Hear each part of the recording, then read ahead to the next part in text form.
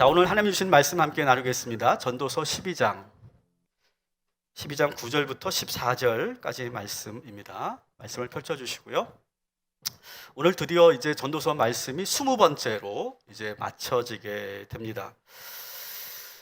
오늘 이 12장 9절부터 14절까지는 결론 부분에 해당하고요. 어느 기독교 작가는 이 부분이 전도서의 요약본이다, 이렇게 말하기도 합니다. 여러분, 우리가 책을 볼 때 서문하고 마지막만 보면 대충 알잖아요.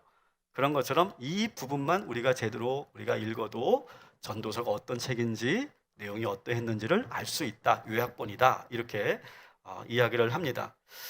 실제로 여러분이 보시면 알겠지만 전도자 코엘렛이 마지막으로 이 전도서를 마치면서 내가 왜 이 책을 썼는지, 그리고 어떤 마음으로 썼는지를 아주 잘 소개하고 있습니다. 독자들에게, 이 책을 읽는 독자들에게 이 책을 통해서 여러분들이 어떤 변화가 일어나기를 바라고 있는지를 아주 간절하게, 절절하게 쓰고 있고요. 그 다음에 자기 자신이 어떤 사람인지, 자기가 어떤 사람인지를 이렇게 노출하는 그런 내용이 있습니다. 우리 9절, 10절을 읽어보면 이 전도서 저자가 코엘렛이 어떤 마음으로 썼고 나는 어떤 사람인지를 보여주고 있죠. 우리 9절, 10절 같이 한번 읽겠습니다. 전도자는 지혜자이어서 여전히 백성에게 지식을 가르쳤고 또 깊이 생각하고 연구하여 잠언을 많이 지었으며, 전도자는 힘써 아름다운 말들을 구하였나니 진리의 말씀들을 정직하게 기록하였느니라. 아멘. 자, 오늘 말씀해 보니까 자기 자신을 3인칭으로 지금 하고 있어요. 그죠? 계속 초반에 3인칭으로 가다가 중간에 1인칭으로 쭉 갔다가 이제 이 마지막 부분에서 3인칭으로 자기 자신을 마치 제3자인 것처럼, 전도자는 나는이라고 하지 않고 전도자는 이렇게 자기 자신을 소개하고 있다는 것이 또 특징입니다. 그러면서 자기가 해왔던 일들을 정리합니다. 나는 어떤 사람인가? 전도자는 이스라엘 백성들에게 지혜를 가르치는 지혜자였어요. 선생이었어요. 아주 존경받는 그러한 선생이었죠. 그리고 지혜를 가르치기 위해서 온 세상의 수많은 지혜에 관련된 그런 책들과 자료들을 수집하는, 제가 존경하는 우리 감신대 교수님이 이제 은퇴하실 때 그 연구실에 있었던 책을 제가 다 옮겨드렸거든요. 제가 정말 존경하는 교수님이어서 제가 우리 지금 이 조영광 전도사 선교사님하고 저하고 둘이 그랬네요. 진짜 기억이 나네요. 둘이 그 책을 다 옮겨드렸어요. 연구실에 있는 책들을 당신 사택으로 제가 옮겨드렸는데, 옮겨드리고 나서 그 교수님 집을 딱 들어갔는데 책이 한 15,000권 정도 있더라고요. 느낌이 안 오죠, 여러분? 여러분, 아파트에 15,000권의 책이 있다고 상상해 보십시오. 아마 이렇게 누울 것도 없을 정도예요. 정말 빽빽하게, 정말 그 책들을 보면 정말 동서고금 고전서부터 현대에 이르는 모든 책들이 거기 쫙 있는데요. 그러면서 이제 교수님이 1950년대에 있었던 문서들을 이렇게 누렇게 되어 있는 문서들을 이렇게 보여주시는데 막 가슴이 뭉클하고, 야, 우리 기독교 역사가 이런 거구나, 이런 것들을 느낄 수 있는 그런 감동이 있었고, 더 감동스러운 건 그 교수님은 어떻게 하늘나라 가셨냐면 연구를 하다가 논문을 쓰시다가 그냥 그 자리에서 하늘나라 가셨어요. 진정한 학자신 거죠. 그런 사람이었다는 거죠, 지금 이 전도자가. 그리고 특히 아름다운 그러한 말씀을 찾으려고 온갖 노력을 다했던, 그래서 수많은 그런 잠언집들을 만들어냈던, 지었던 그런 작가이기도 했습니다. 그리고 오늘 그 10절에 보면 이렇게 되어 있죠. 진리의 말씀들을 정직하게 기록했다, 정직하게 있는 그대로 전했다, 이렇게 되어 있잖아요. 이 말은 뭡니까? 여러분, 정직하게 있는 그대로 직접적으로 전하는 사람이 있죠. 성경에 예언자들이죠. 예언자들은 하나님의 하신 말씀을 대언할 때 과감 없이 그대로 전했습니다. 어떤 누구에게는 이렇게 말하고 누구에게는 저렇게 말하고 그렇게 말하지 않고 있는 그대로. 그래서 들을 때 사람들이 상당히 부담스럽고 찔리고 듣기 싫어할 정도였잖아요. 근데 이 전도자 역시 마치 예언자처럼 하나님의 놀라운 비밀을 간직하고 있는 신학자처럼 그렇게 전했다라고 하는 거고요. 그리고 이 전도자는 여러분 전도서를 읽으면서 우리 어느 집사님이 그러셨어요. 목사님, 전도사가 너무 어려웠어요. 이렇게 말씀하시더라고요. 그게 맞는 거죠. 왜냐하면 이 전도자가 일부러 낯설게 만들었어요. 우리 성도들에게 이 다른 성경과 다르게 좀 상당히 낯설은 그런 느낌을 주게 만들었어요. 왜냐하면 우리가 익숙하게 알고 있었던 내용들과 다른 내용들을 막 전했거든요. 그래서 낯설게 만들어서 익숙하게 들었던 말씀들에 대해서 다시 한번 의문을 갖게 하는. 근데 여러분, 이런 작업을 어떤 사람들이 하는 겁니까? 철학자들이 하는 거거든요. 철학자들이. 지금까지 알고 있었던 것에 대해서 다시 한번 생각하고 비판적으로 바라보게 하고 객관적으로 다시 한번 보게 하고, 그래서 거기에 한 번 더 의심하고 생각하게 만드는, 그게 바로 철학자들이 하는 일인데, 이 전도서는 바로 그런 철학적 깊이가 또 여기에 있는 것이죠. 그래서 여러분 기억나시죠? 하나님을 믿는 사람인데 우리는 사실 그런 말 잘 안 하잖아요. 헛되다, 그런 말 잘 안 하잖아요. 설사 내가 그런 마음을 가지고 있다고 해도 교회 공동체 안에서나 신앙의 믿음의 사람들하고 대화할 때 헛되다, 그런 말 잘 안 합니다. 왠지 그러면 내가 믿음 없는 사람처럼 보이고 왠지 내가 의심하는 사람처럼 보이기 때문에 왠지 우리 공동체 안에서는 그것이 마치 금기어처럼 느껴지는 말인데 서슴없이 하거든요. 헛되고 헛되다, 헛되고 헛되다, 그런 말을 서슴없이 하면서 크리스찬도 얼마든지 언제든지 허물을 느낄 수 있다, 허물을 느끼면 안 된다, 우리가 그렇게 배웠는데 이 전도자는 허물을 느낄 수 있다, 이렇게까지 말합니다. 그리고 이 세상은 질서가 없고 부조리하다, 이해할 수 없다, 너무나 이해할 수 없는 부조리한 일들이 너무나 많이 일어난다, 그렇게 한탄하기도 하고 그렇게 비판하기도 합니다.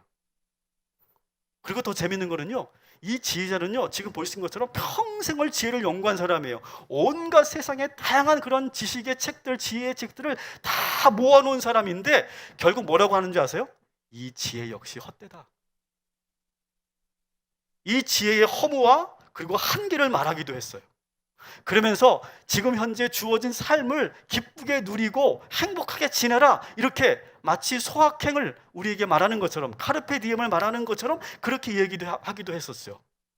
그리고 죽음에 대해서, 우리가 다루고 싶지 않은 죽음에 대해서, 죽음을 직시하게 만들고 죽음을 가까이 두라고 그렇게 말하기도 했습니다. 그래서 이 전도서를 읽을 때 낯설기도 하고 당혹스럽기도 하고 어떻게 보면 좀 일관성이 없는, 이렇게 말했다 저렇게 말하는 뭔가 모순되는 그런 이야기를 계속 해냈습니다. 근데 혹시 여러분들이 젊을 때 철학책을 한번 읽어보신 분들은 아시겠지만 철학자들이 하는 작업이 그렇거든요. 뭔가 일관되게 딱 하지 않고 우리가 보지 못하는 그런 맹점들과 우리가 생각하지 못하는 것들을 탁탁 짚으면서, 그러면서 우리가 다시 한번 생각하게 하고 그리고 좀 더 숙고하게 만드는, 우리의 허를 찌르는 솔직한 말로 한번 내 삶을 돌아보게 만드는 그런 작업들을 이 전도서가 지금까지 이 전도서 책을 통해서 해왔던 것이죠. 그로 인해서 이 전도서를 우리가 제대로 읽으면요, 우리의 지평이 넓어집니다. 그러면서 우리의 신앙이 다시 한번 깊어지는 경험을 하게 되죠. 제가 감신대 신학교에서 경험했던 것이 바로 그런 것들이었어요. 제가 고3 때까지 정말 저도 믿음이 나름대로 좋았고, 제가 목회자가 되려고 하는 꿈이 있었으니까 그래도 나름대로 믿음이 좋았지 않았겠어요? 근데 그것을 다시 한번 점검하게 하는 그런 작업들을 10년 동안 제가 하면서, 그러면서 혼란스러운 것도 있었지만 그러면서 더 지평이 넓어지고 깊어지는 경험을 제가 했었는데, 바로 이 전도자가 바로 하고 싶었던 작업이 바로 이런 작업이었다라고 하는 거예요. 그러면서 이 전도자 코엘렛이 궁극적으로 본인이 하고 싶었던 그런 작업을, 의도를 10절에 말하고 있는데요. 다시 한번 10절 말씀을 우리 잘 한번 읽어봅시다. 시작. 전도자는 힘써 아름다운 말들을 구하였나니 진리의 말씀들을 정직하게 기록하였느니라. 아멘. 자, 이 전도자가 하고 싶었던 작업은 뭐냐? 힘써서 아름다운 말들을 찾고 그 말들을 나는 전하고 싶었다, 너희들에게. 새 번역에서는 이것을 어떻게 돼 있냐면 기쁨을 주는 말 이렇게 돼 있어요. 기쁨을 주는 말. 여러분 기쁨의 소식 뭐예요? 복음이잖아요. 복음. 전도자가 직접 복음이라고 말하지는 않았지만 기쁨을 주는 말, 아름다운 지혜를 나는 너희에게 전하고 싶었다. 이렇게 지금 말하고 있습니다. 자, 그러면 기쁨을 주는 말, 아름다운 말은 과연 뭘까? 여러분 책을 읽을 때 여러분 언제 기쁩니까? 책들 읽으시죠? 책을 읽을 때 언제 기뻐요? 뭔가 내가 알지 못했던 것을 확 깨달을 때, 제가 그 수요 예배 때 그런 말씀드렸잖아요. 이해의 기쁨. 다 뭔가 책을 읽으면서 이해가 딱 될 때, 그때 그 희열은 정말 말할 수가 없죠, 그죠? 그래, 이해의 기쁨을 말하는 걸까요? 아니면 어떤 시를 읽으면서 문학적인 어떤 감성적인 그런 글이었기 때문에 행복하고 듣기 좋은 말이었을까요? 아니면 뭐 해박한 지식을 말하는 걸까요? 실제로 이 전도자가 고백하잖아요. 전도서에서 내가 젊을 때는 그런 생각을 했다는 거예요. 이 세상의 모든 지혜를 내가 다 모으고 이 세상의 모든 지혜로운 존경받는 그런 현자들, 지혜자들의 그런 강연을 내가 다 들을 수 있다면, 그리고 이 세상에 나온 모든 책을 다 연구하면 나는 정말로 이 세상을 통달하고 그리고 참 지혜를 내가 가질 수 있을 것이다. 그렇게 젊은 날에는 그렇게 기대했다는 거예요. 그런데 나이가 들면서 그것이 다 부질없고 허무한 일이었다라고 고백하기도 하죠. 그래서 마지막 오늘 이 9절에서 12절에 이렇게 당부합니다. 한번 같이 읽겠습니다. 한마디만 더하마. 나의 아이들아 조심하여라. 책은 아무리 읽어도 끝이 없고 공부만 하는 것은 몸을 피곤하게 한다. 책만 읽고 공부만 한다고 지혜가 생기는 것이 아니더라는 거예요. 자기가 해보니까. 책이 주는 지혜는 한도 끝도 없다는 거예요. 여러분 지금도 수없이 책이 나옵니다. 제가 고백했었잖아요. 제가 한동안은 이 세상의 어떤 그런 철학적 흐름을 놓치지 않으려고 제가 막 노력했었어요. 그래서 막 그걸 내가 모르면 내가 마치 뒤처지는 것처럼 느껴져서 막 그것을 막 찾아가려고 막 노력했었고, 그래서 책을 사 모으고 막 읽고 이해가 안 되는데 이해되는 척하고 막 그러면서 살았었거든요. 근데 지금도 끊임없이 새로운 책들이 계속 나오고 있어요. 전도자는 그렇게 공부만 한다고 진리가 손에 잡히는 것이 아니라는 거예요. 지금 내가 여러분들에게 전하고 싶은 지혜는 그런 지식적인 지혜가 아니라 책에 있는 지혜가 아니라, 따라합시다, 아름다운 지혜, 기쁨을 주는 복음, 나는 그것을 너희들에게 전하고 싶었다. 이렇게 진짜 마음을 전합니다. 그러면서 오늘의 핵심 구절이 11절인데요. 이 11절 가지고 여러 번 제가 반복할 건데 한번 같이 이 11절을 한번 잘 읽어봅시다. 시작. 지혜자들의 말씀들은 찌르는 채찍들 같고 회중의 스승들의 말씀들은 잘 박힌 목 같으니 다 한 목자가 주신 바이니라. 아멘. 자, 여기서 말하는 아름다운 말 그리고 기쁨의 복음은 뭐냐? 듣기 좋은 말이 아니라는 거예요. 듣기 좋은 말, 들어서 왠지 달콤한 그런 말이 아니라 뭐래요? 우리의 마음을 푹 찌르는 말, 마치 채찍과 같은 말, 이게 아름다운 말이래요. 나는 이걸 전하고 싶었대요. 전도자가요. 여러분 이해가 되세요? 우리의 마음을 푹 찌르는데 여러분 기쁘대요. 이게 아름답고 이게 행복한 거래요. 이해가 잘 안 되시죠? 자, 그런데 히브리서 4장 12절을 딱 읽으면 이해가 확 올 거예요. 같이 한번 읽어봅시다. 시작. 하나님의 말씀은 살아있고 활력이 있어 좌우에 날쓰는 어떤 검보다도 예리하여 혼과 영과 및 관절과 골수를 찔러 쪼개기까지 하며 또 마음의 생각과 뜻을 판단하나니. 아멘. 자, 하나님의 말씀을 들을 때 그것이 꿀서기처럼 달고 기쁜 이유는 뭐냐? 듣기 좋은 소리여서가 아니라 그 말씀이 어떻대요? 우리를 찌르고 아프게 한다는 거예요. 하나님의 말씀을 들으면 우리가 움찔하게 될 때가 있다는 거예요. 움찔하게 되는. 그리고 단순히 그냥 바늘로 콕 찌르고 끝나는 것이 아니라 그 날선 검과 같은 말씀이 우리 안에 들어와서 어떻게 한대요? 우리의 혼과 영과 관절과 골수를 찔러 쪼갠대요. 그래서 우리 안에 있는 모든 것들이 다 드러나게 한대요. 처음에는 이게 너무 아픈데, 이 말씀을 들으면 너무 아픈데 우리 안에 깊숙이 들어와서 마치 수술을 하듯이, 외과 의사가 수술을 하듯이, 그러면 시원해진다는 거예요.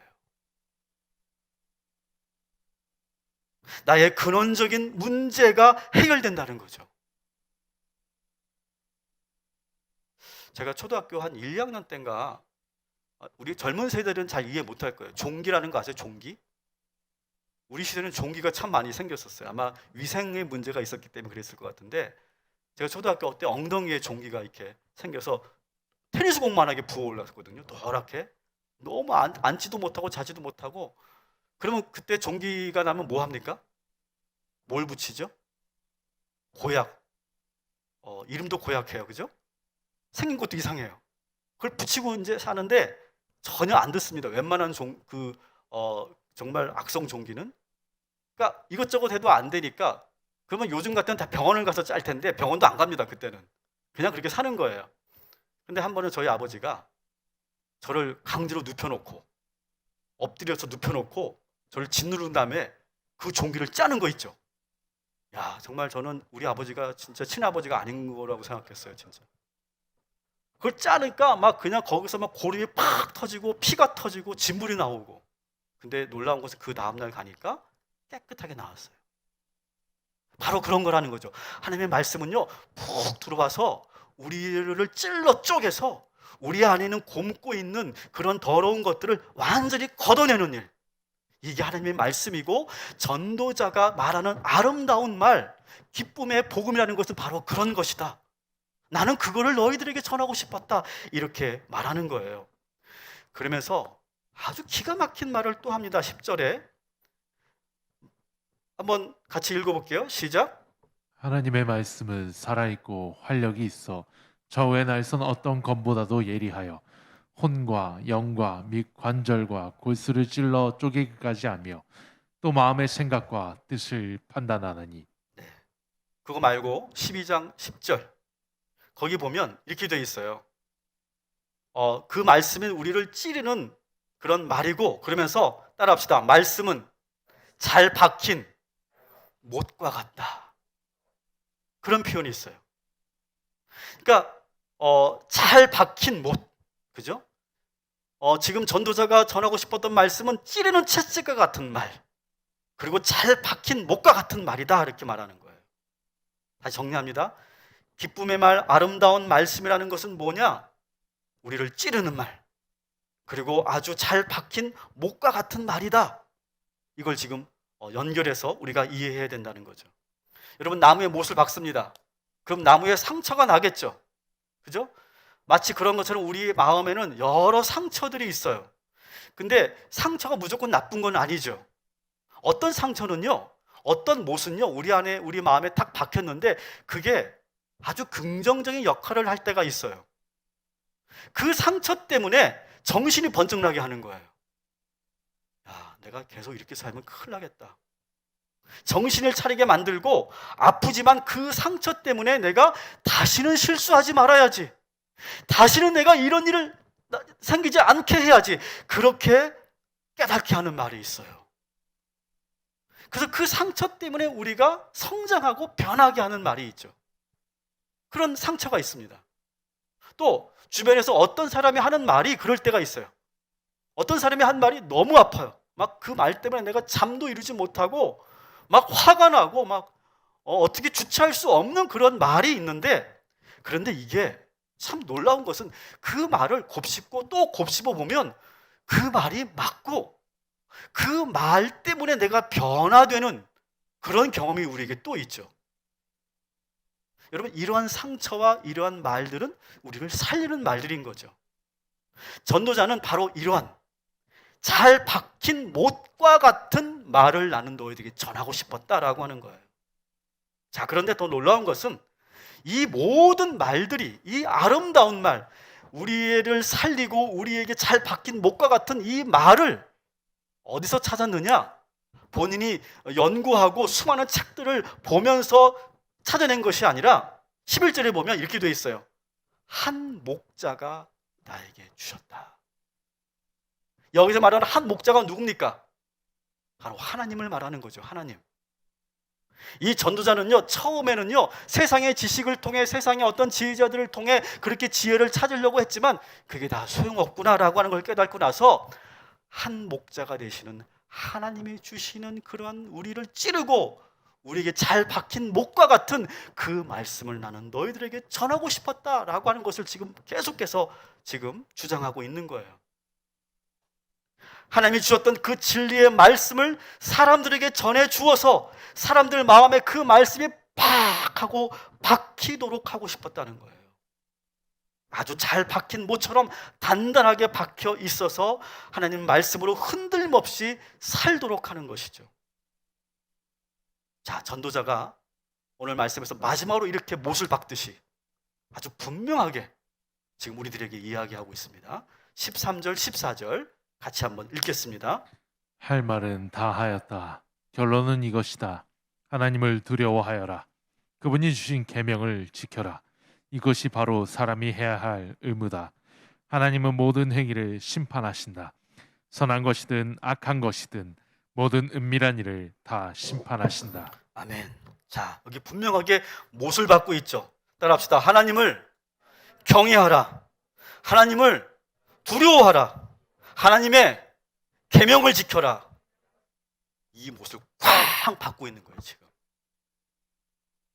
마음대로 살지 말라는 거예요. 늘 하나님을 의식하며 살라는 거예요. 내가 뭔가 하고 싶은 것이 있어도 하나님이 보시기에 어떨까? 그렇게 두려워하고 경외하라는 거예요. 의식하라는 거예요. 그리고 내 마음대로 사는 것이 아니라 하나님의 계명대로 살아야 된대요. 그렇지 않으면 어떻게 되느냐? 반드시 심판하신대요. 이걸 기억해 라고 전도자가 하고 싶었던 이야기 마지막 결론이에요. 여러분, 그리스도인은요, 우리 가슴에 못 하나를 받고 사는 사람들이에요. 못 하나. 무슨 말이냐? 갈라디아서 2장 20절 아주 유명한 말씀이죠. 복음의 핵심인데요. 한번 2장 20절 같이 읽겠습니다. 내가 그리스도와 함께 십자가에 못 박혔나니 그런즉 이제는 내가 사는 것이 아니요 오직 내 안에 그리스도께서 사시는 것이라. 아멘. 여러분, 주보의 표지에 이렇게 못 박힌 그러한 그림을 잘 박힌 못의 그림을 여러분들에게 드렸는데요. 이것을 이미지하세요. 우리는 어떤 사람들이냐? 우리 가슴에 못을 하나 박고 사는 사람들이에요. 저는 이것을 이렇게 이름 붙여요. 복음의 못이라. 복음의 못. 제가 오늘 이 시간 이 전도서를 마치면서 여러분들에게 아주 단단하게 복음의 못을 박아드리려고 해요. 이 못이 헐거워지거나 빠지면 우리는 어떻게 될까요? 다시 옛날로 돌아갈 거예요. 근데 이 복음의 못을 다시 박아야 돼요. 자, 제가 여러분의 못을 박아드릴 건데요. 눈을 한번 감아보세요. 그리고 듣기만 하세요. 그리고 느껴보세요. 어떤 경우는 움찔움찔하게 되고요. 어느 때는요, 좀 저항감이 들 수도 있어요. 그리고 그런데 그것을 그대로 느끼면서 계속 박혀지는 그 복음의 못을 한번 느껴보세요. 자, 제가 선포합니다. 사랑하는 여러분, 하나님을 두려워하셔야 됩니다. 내 마음대로 하는 게 아니에요. 하나님의 계명대로 살아야 됩니다. 신앙생활을 자유롭게 여러분 주관대로 하지 마십시오. 기독교 신앙은 교회를 통해서만 가능합니다. 자연을 보면서 풍경을 보면서 혼자 명상하면서 신앙생활하는 거 그거 아닙니다. 기독교인은 반드시 소속된 교회 공동체 안에서 신앙생활합니다. 교회 밖을 떠나면 우리의 신앙은 죽는 거예요. 하나님은 어떻게 만나는지 아십니까? 예배를 통해서만 하나님 만납니다. 내가 산에 올라가서 들에 올라가서 바다를 보면서 잠시 눈을 감고 하나님하고 기도한다고 하나님 만나지는 것이 아니에요. 내가 하나님을 믿는다, 내가 기독교인이다 라고 하는 정체성을 갖고 계신다면 교회와 멀어지시면 안 돼요. 예배 생활이 무너지면 우리의 신앙은 병들게 돼 있어요. 그렇게 하나님께서 만들어 놓으셨어요, 우리를. 여러분의 자아, 여러분의 생각을 모두 십자가에 못 박으세요.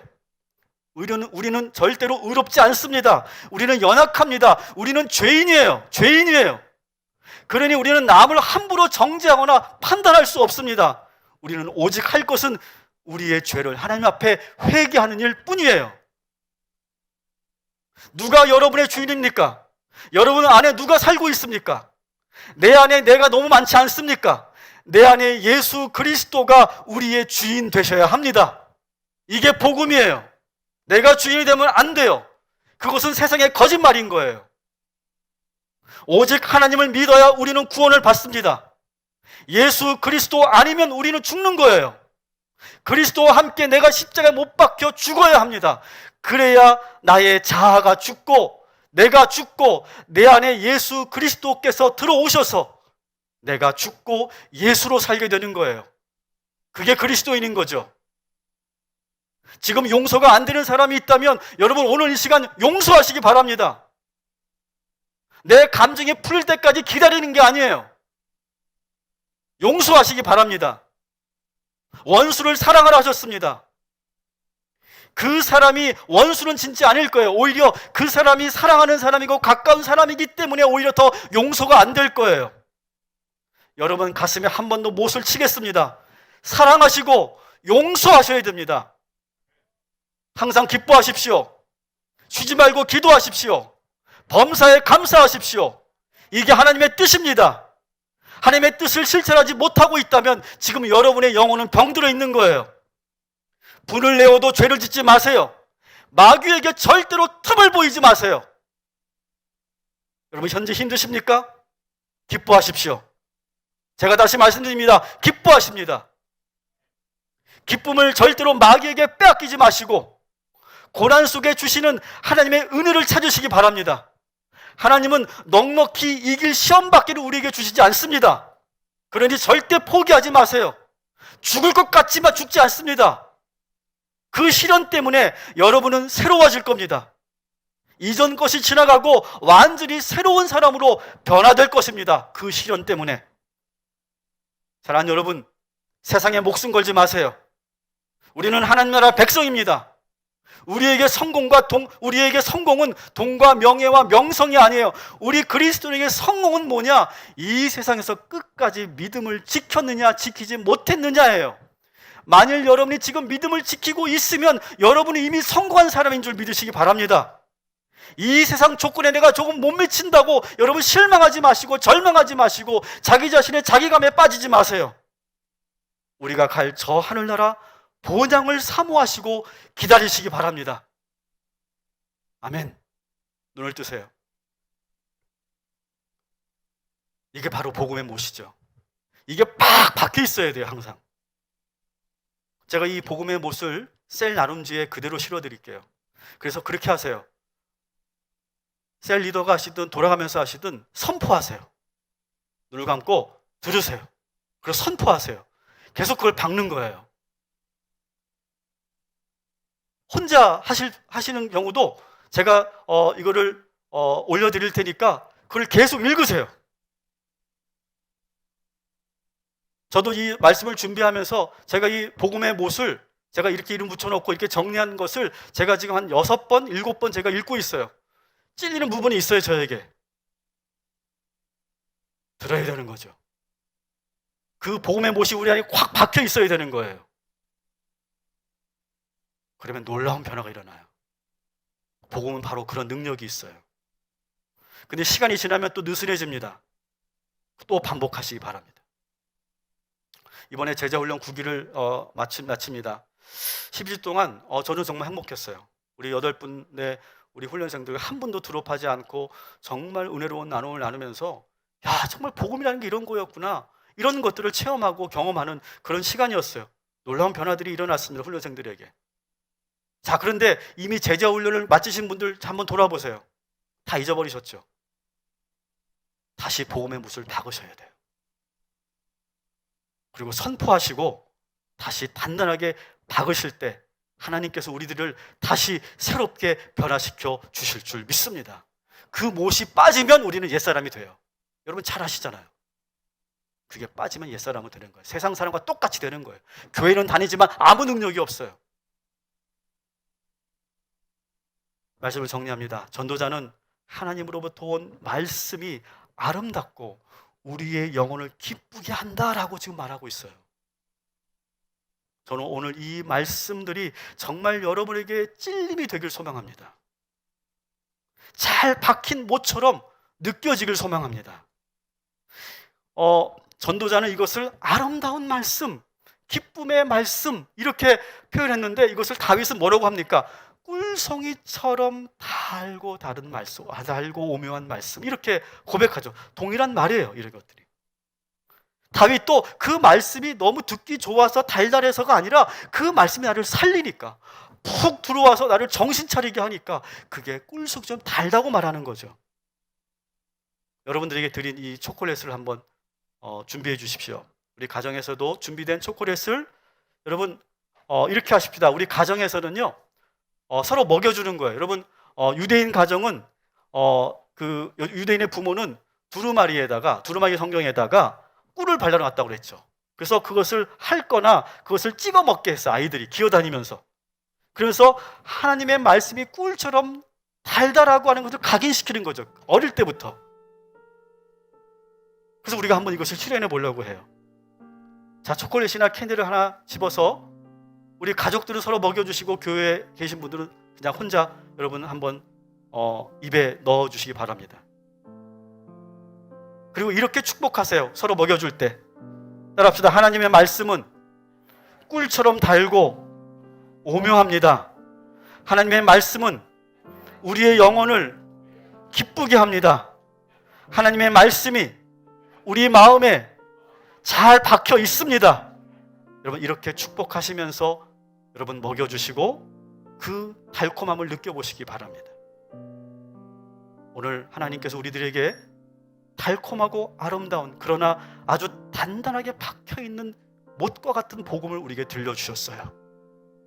이 말씀으로 여러분 새로워지시고 한 주간도 절대로 이 못이 빠지지 않도록 지켜나가시기를 주님의 이름으로 축복합니다.